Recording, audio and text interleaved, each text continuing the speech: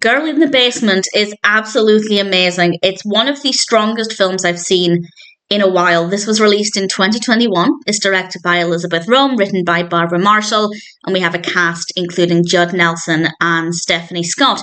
This is based on a true story, and I will, in a second, tell you what that true story is, just in case you don't want to know going into it. I actually didn't know it was based on a true story when I started watching it, and then something happened quite early on. It gets to the point really quickly, and I kind of went, hang on, that's what happened with this true story. And I did a quick search, and apparently it is based on this story. So I will tell you that in more detail in a moment, just in case you don't want to know what the true story is, in case you don't want to know any spoilers for ultimately what happens, because it is very similar to the true story, though not exactly the same. But very briefly, it's about a girl who's locked in the basement by her father, and she's there for quite a long time. I won't say how long, but it's a horrendous ordeal. Will she ever get out? Will anybody ever find her there? And at the moment, I'll say no more than that. Strong narrative.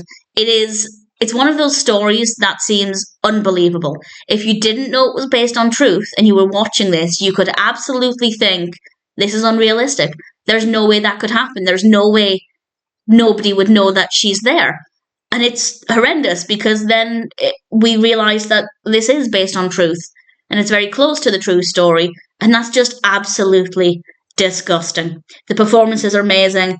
It made me feel very sick from the first time that Don Cody, her father, shut that basement door. And again, this happens really early on. I felt really sick.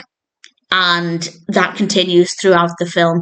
I won't say exactly what happens again, just in case you're unaware, but I will in a moment mention what the true story is. And it's a very well executed narrative, so unbelievable, despite the fact it's based on truth, and that makes for such compelling viewing. It is an incredible experience. The performances are great. The only thing that doesn't work that well, at least I don't think they made enough effort with this, is the passage of time. There is a decent passage of time. And I think the handling of the timeline in terms of the pacing and how quickly we jump forward in time, that works really, really well. But the characters don't look that much older. I don't think that was very effective. But everything else was very, very well handled, and I cannot recommend it enough. Very difficult watch, but absolutely worth watching. I will now tell you the true story on which this is based. It is, of course, based on the true story of Elisabeth Fritzl, who was imprisoned by her father, and I don't even want to use that word to describe him, Joseph Fritzl. And it's the scene where, if you're a true crime fan, I'm sure you've read a lot about this case, and it's the scene where he asks her to help him carry something into the basement. And I can't remember exactly what happened with the real case, but it was something very similar, where there was a legitimate reason for her to go down into the basement with her father, and he tricked her and shut the door, and it's soundproofed, and it's obviously not a normal door. He's been working on this for a very long time, and it's horrendous. It's absolutely horrendous. And just in case you're not overly familiar with the case, I won't say exactly what happens in the basement or ultimately what happens with the story. It's not a carbon copy. There are some differences. By changing the character names, obviously they are able to get away with making things not completely accurate to the true story, and I'm okay with that. I don't like it when films are heavily based on true crime to the point where they use the same names, but they change so much that it just feels pointless, because if you're not going to tell the true story, but you're using the character names, what's the point? Whereas here, it's clearly a work of fiction in some ways, but it is very, very recognisable as being inspired by the Fritzl case. So if that's something that interests you, I think you'll find this to be a very moving, emotional, powerful experience. And I won't say ultimately what happens in the film, but it's very well done.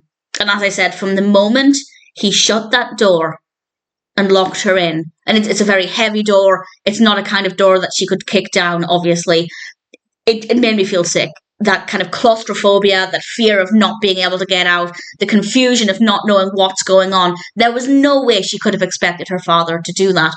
It's just horrendous and very, very, very moving, very, very well done. As I said, it's one of the strongest films I've seen in a very long time. And I'll say no more. I don't want to give away any more of the narrative.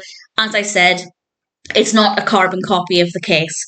So even if you are very familiar with the true story, there will be potentially things in this film that are not completely as expected, which in terms of providing a piece of entertainment, which obviously most films are first and foremost for entertainment purposes, there will be elements of surprise. So I think that works really well.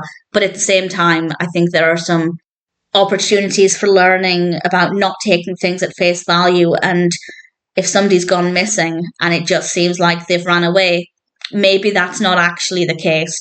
And this is worth looking into if you're curious. I won't spoil it, but Fritzl has said some disgusting things and basically allegedly has shown no remorse, which I just do not understand.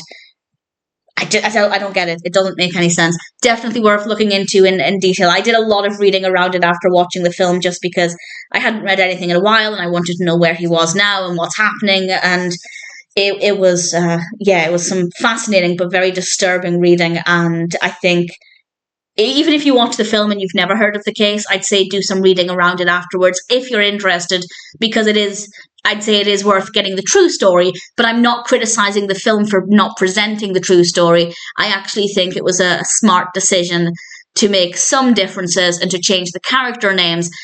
I think that just worked well. I think that it helps to separate it from the true story while also highlighting that this canon did happen. So I think it's quite important in some ways. Definitely very fascinating.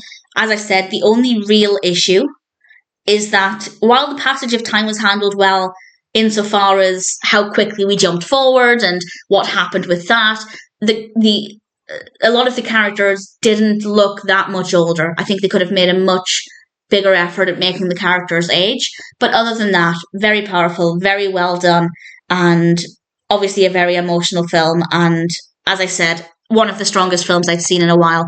Girl in the Basement was a brilliant film, very, very well executed, and ultimately one that I'm definitely happy to recommend.